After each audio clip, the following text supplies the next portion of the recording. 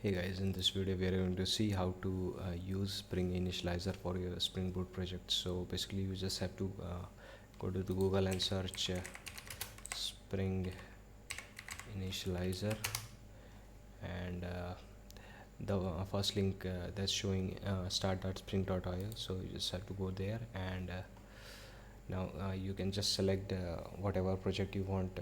You want Maven or Gradle. Mostly people I use Maven, so that's that.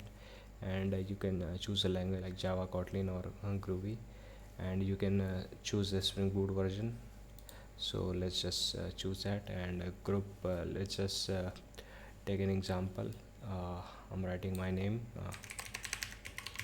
codorama.test, and group name and project name. I'll just take it as same, and artifact id uh, also I'm just copying this only, and I'm giving it a name as test. You can give it any name, and description, you can edit the description. So I'm just writing testing project.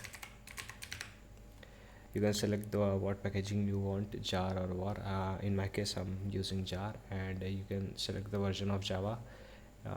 Let it be 8, 11, 17 or 18. Mostly people use 8 and 11, but in my case I'm using 17, and just you just have to click here generate, and it will generate the file for you. You can extract this file, and you are good to go for your Spring Boot project.